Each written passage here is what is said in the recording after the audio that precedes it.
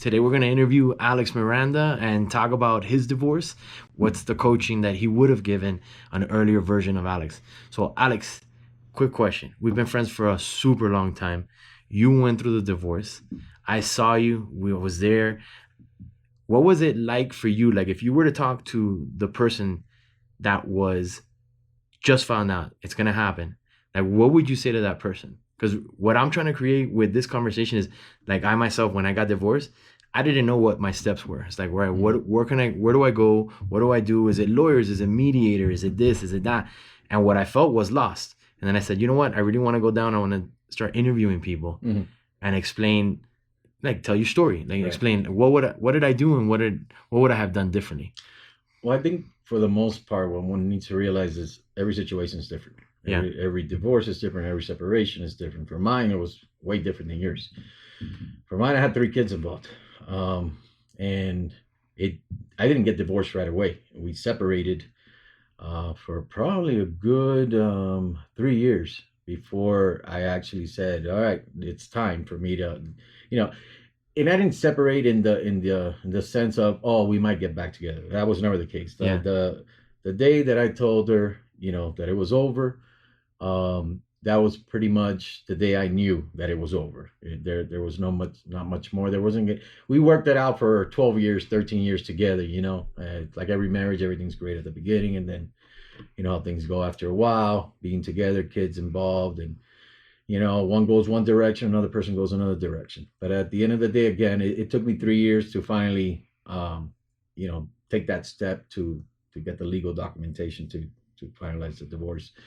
So in my situation, I had 3 kids involved. My ex-wife was dependent on me, for several, financial, health insurance, things like that. So one of the reasons I didn't get divorced right away was so she could continue on the health insurance. So, at the end of the day, I know that marriage means a lot to a lot of people, but at the end of the day, it's a legal document. Yeah. Just like a mortgage, just like, a loan, just like basically anything else. It's a legal document.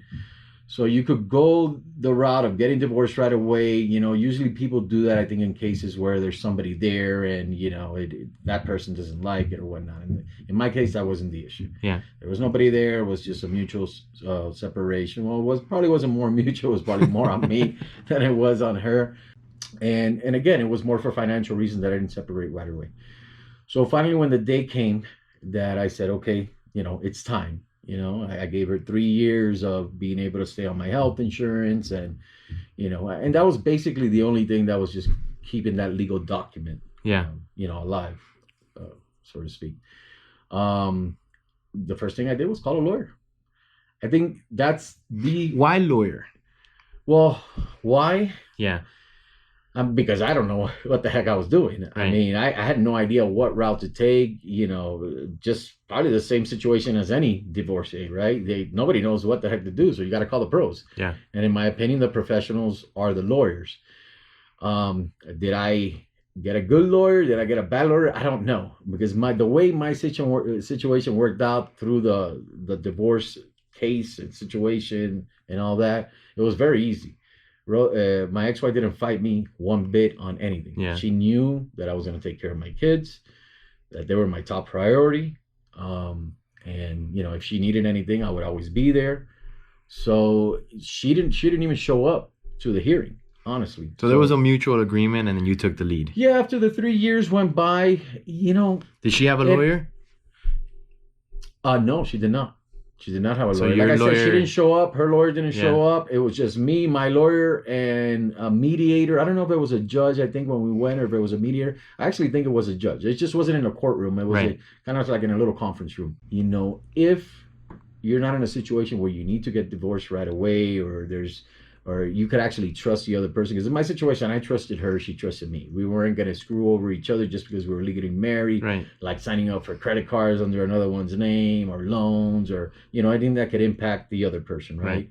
If you could do that, it's probably kind of in the best interest of either party, because, right away, right after me and her separated, she was angry. She was very angry, and I felt guilty, for a very long time. So what happens is, in my opinion, if I would have gone straight to divorce the next week, called the lawyer, started the paperwork, she probably would have come after me for pretty much everything I had. Why? Because she's angry. Yeah. Not because she hates me and not because I'm a bad person, but because she's angry. And anger, you make bad decisions. You can make wrong, very bad decisions that, for the rest of your life, you're kind of paying that price, literally paying that price. So I think within those 3 years, she met somebody. I met somebody too. But again, it was more on her because she could have had probably an attorney and just taken everything, anything she pretty much wanted to at that time. Now, that was also happened during the 2008 housing crisis. So we were all pretty much broke at the time, losing our houses. There wasn't much equity in my situation. So I don't think I would have lost much. Yeah. But she still could have come after my salary and taken that for as many years, my 401k, my stocks, things that I owned. So I think I made the right decision in waiting, helping her, giving her what she needed, during that time. That definitely made things easier when it came down to do the final divorce. And I actually think that's one of the main reasons why she didn't show up. She just knew in 3 years, he's taking care of me. He's taking care of his kid, which is a top priority. She wasn't upset. She wasn't heartbroken. That time had passed. Yeah. So there you were. You already knew for a while that it was going to happen. Sure. But like your first month of when you knew, all right, I know that I want to go get separated. I know that this is going to happen. Mm-hmm. I don't, good or bad. Mm-hmm. I know this is going to happen. What was your initial, I guess my question is, what are the emotional stages that you went through? As the person requesting the divorce, the majority of it was guilt, just guilt, like I'm abandoning her, she was 13 years together, with 3 kids, a house, a mortgage, the whole ordeal. We had it all, and I just feel like were you in love at that throwing point? Away. I always loved her. Right. But in love, were you in love? No. Yeah. Like it, within the months, probably to a year, I didn't even want to be in the bed next to her anymore. Every little thing she did irritated me, even though she wasn't changing anything. It was the same person she always was. It was just irritating. Everything that she did, every action she did, everything she said was irritating. So let me ask you a question, because you just said something that's super important. So she was irritating. What were you dealing with that caused her to be or occur as irritating? I just felt trapped. Like I didn't want to be there, right? But I had to be there, and that it just causes irritation and aggravation. Why did you stay? The kids. For me, it was kids. You have 3 kids, I love my kids to death. Like those, that's my life. No, I can attest that you're an awesome dad. Yeah. Forget about it. That you're. So I wanted to wake up every day and dress my kids and take them to school. Especially my daughter was young, very young. She was about 2-3 years old at that time. Yeah. And that little girl, had my entire heart. So the toughest decision for me when I did separate was the part of not being there for her every morning. Now it was, I'm sure we were gonna do some sort of schedule or whatever. I had no idea if she was just gonna take them and I'd be that other weekend dad, which I never wanted to be, or that maybe that once a month dad, or maybe she'd be so upset at me that she'd throw lies at the lawyers or something, and I'd be supervised visits. It was just everything was spinning through my mind. I didn't know what the final way was, the final decision, or how the outcome was going to be. Yeah. And that had me petrified.